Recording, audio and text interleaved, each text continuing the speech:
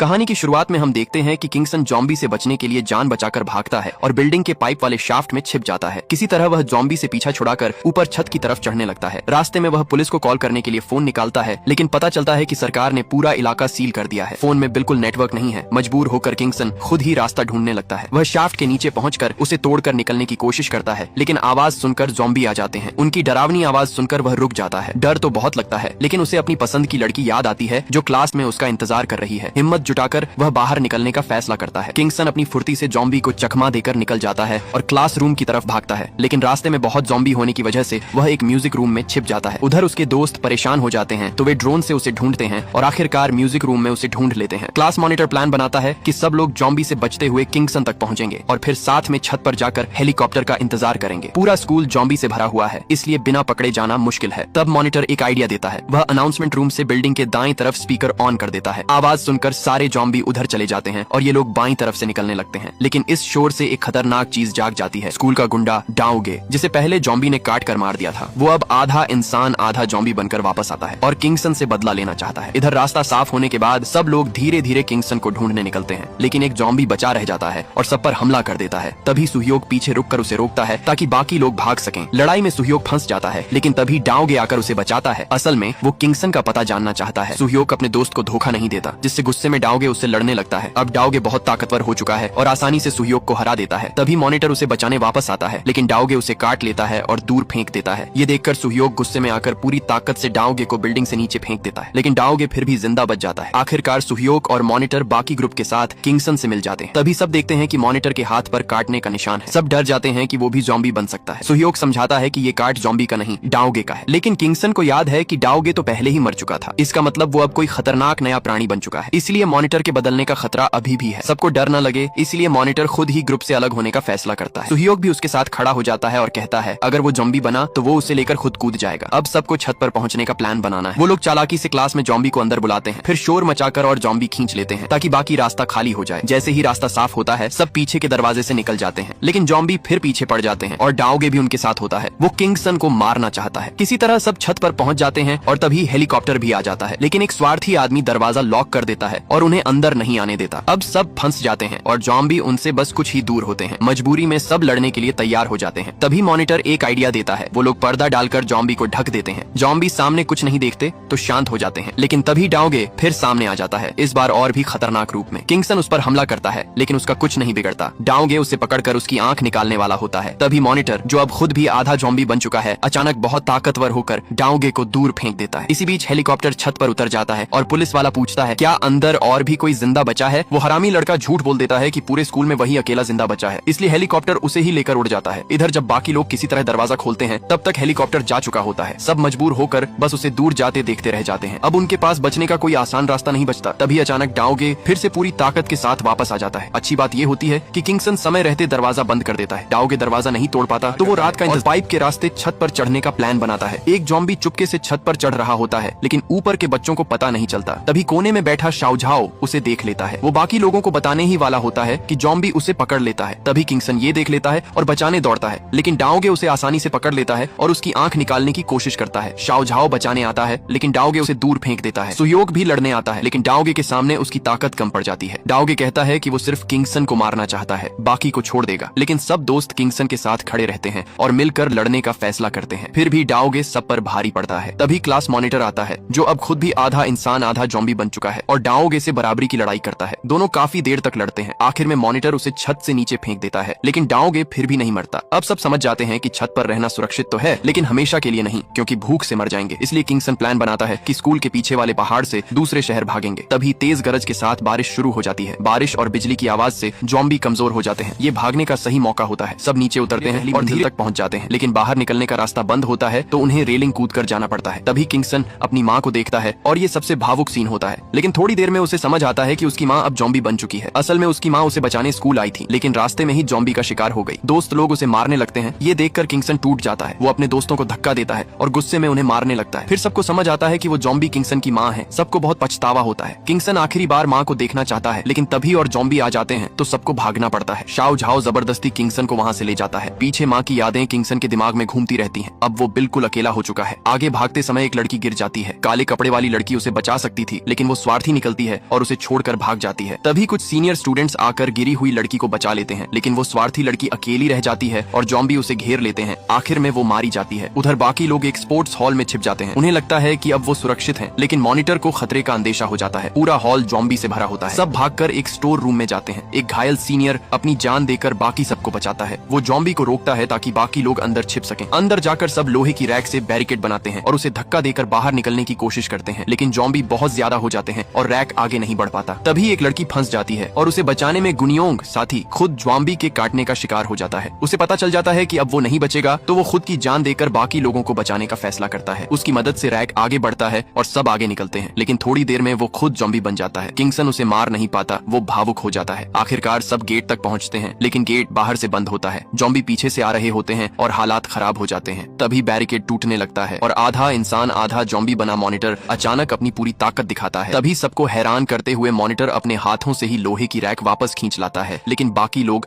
अब ज्यादा देर तक टिक नहीं पा रहे होते। घबराया हुआ शाओ झाओ लोहे के गेट को अपने शरीर से टक्कर मारने लगती है, लेकिन उसकी आवाज से डाओगे फिर वहां पहुंच जाता है। जैसे ही वो दोबारा गेट मारने वाली होती है, अचानक दरवाजा खुल जाता है। सबको लगता है डाओगे आ गया, लेकिन सामने शाओ झाओ के उसे बचाने आए हैं। सब तुरंत बाहर निकलकर जॉम्बी को अंदर बंद कर देते हैं। अब अंकल सबको लेकर पीछे वाले पहाड़ की तरफ भागते हैं, लेकिन जॉम्बी की बड़ी भीड़ उनके पीछे लग जाती है। किसी तरह सब भागकर टेनिस कोर्ट में छिपते हैं, लेकिन वहां भी चारों तरफ जॉम्बी घेर लेते हैं। जल्द ही जॉम्बी गेट तोड़कर अंदर घुस आते हैं और लड़ाई शुरू हो जाती है। शाओ झाओ के फायरमैन पापा आग जलाकर सारे जॉम्बी को एक जगह इकट्ठा कर देते हैं और सबको पीछे के दरवाजे से निकलने का मौका मिल जाता है, लेकिन आग बुझते ही जॉम्बी फिर पीछे पड़ जाते हैं। सबको बचाने के लिए शाओ झाओ के पापा खुद रुक जाते हैं। किंगसन और सुहियोक उन्हें बचाने वापस आते हैं, लेकिन अंकल खुद को अंदर बंद कर लेते हैं क्योंकि उन्हें पहले ही जॉम्बी ने काट लिया था। शाओ झाओ रोती है, लेकिन पापा की कुर्बानी से सबको भागने का मौका मिल जाता है। अब बस कंस्ट्रक्शन साइट पार करके पहाड़ पहुंचना होता है। तभी मॉनिटर अचानक सबको रोक देता है। उसे तेज कदमों की आवाज सुनाई देती है। सब ऊपर भागते हैं। पीछे पीछे जॉम्बी भी आ जाते हैं। ऊपर कोई छिपने की जगह नहीं होती। तभी उन्हें बाहर एक छोटा सा बालकनी दिखता है। सब चुपचाप वहाँ छिप जाते हैं। जॉम्बी बस एक दीवार की दूरी पर होते हैं। तभी शाओ झाओ गुस्से में सरिया उठा बदला लेने जाना चाहती है, लेकिन किंगसन उसे रोक लेता है। वो रोने लगता है और एक लड़की उसका मुंह बंद कर देती है ताकि आवाज न निकले। इसी बीच मॉनिटर के अंदर का जॉम्बी वायरस फिर एक्टिव होने लगता है। उसे काटने का मन करता है, लेकिन वो खुद को कंट्रोल कर लेती है। सुहियोक तुरंत उसकी आंखों पर पट्टी बांध देता है, लेकिन तभी डाओगे वहां पहुंच जाता है। किंगसन उस पर हमला करता है, लेकिन डाओगे बहुत ताकतवर होता है। वो किंगसन को पकड़कर काट लेता है और उसे मारने की कोशिश करता है। तभी अचानक आसमान में ड्रोन आ जाते हैं जो तेज आवाज कर रहे होते हैं। जॉम्बी और डाओगे दोनों इस आवाज से कमजोर पड़ जाते हैं। सरकार ने प्लान बनाया होता है कि सब जॉम्बी को एक जगह इकट्ठा करके बम से उड़ा दिया जाए। इस मौके का फायदा उठाकर किंगसन डाओगे को नीचे गिरा देता है। अब किंगसन खुद भी काटा जा चुका होता है। उसे पता है उसके पास समय कम है, इसलिए वो अपने दोस्तों को बचाने के लिए खुद जॉम्बी को भटकाने का फैसला करता है। जाने से पहले वो शाओ झाओ से अपने प्यार का इजहार करता है और अपना नाम उसे दे देता है। बदले में शाओ झाओ भी अपना नाम उसे देती है। सबकी आंखें नम हो जाती हैं। फिर किंगसन उसे गले लगाकर अकेला ही दौड़ पड़ता है। उसकी आवाज सुनकर सारे जॉम्बी उसकी तरफ आ जाते हैं। वो उन्हें छत की तरफ ले जाता है। आखिर में वो लिफ्ट शाफ्ट में कूद जाता है। जॉम्बी भी पीछे कूदते हैं, लेकिन बेवकूफ होने की वजह से गिरकर मर जाते हैं। इस तरह किंगसन पूरा जॉम्बी ग्रुप खत्म कर देता है। इधर उसके दोस्त पहाड़ तक पहुंच जाते हैं, लेकिन किंगसन में अब बदलने के लक्षण दिखने लगते हैं। तभी डाओगे फिर से आ जाता है और दोनों के बीच आखिरी लड़ाई होती है। किंगसन कमजोर पड़ जाता है और डाओगे उसकी आंख फोड़ देता है। तभी सेना को स्कूल पर बम गिराने का आदेश मिल जाता है। आखिरी पल में किंगसन डाओगे को पकड़कर लिफ्ट शाफ्ट में कूद जाता है और तभी मिसाइल आकर धमाका कर देती है। बाद में शाओ झाओ और बाकी लोग उसे ढूंढते हैं, लेकिन किंगसन कहीं नहीं मिलता। ऐसा लगता है कि वो मर गया, लेकिन शायद वो अभी भी जिंदा हो। आखिर में सब लोग पहाड़ पार करके दूसरे शहर पहुंचते हैं। वहाँ सब कुछ साफ सुथरा होता है, जैसे कुछ हुआ ही नहीं, लेकिन माहौल अजीब लगता है। तभी मॉनिटर को एहसास होता है कि बहुत सारे जॉम्बी उनकी तरफ आ रहे हैं। सब भागते हैं, लेकिन एक लड़का गिर जाता है। अब सब तय करते हैं भागने से बेहतर है लड़कर मरना, और सब हथियार उठाकर आखिरी लड़ाई के लिए तैयार हो जाते हैं। सबकी मिलकर की गई शानदार टीम वर्क से ज्यादातर जॉम्बी जल्दी खत्म हो जाते हैं। तभी एक चालाक जॉम्बी पीछे से दीदी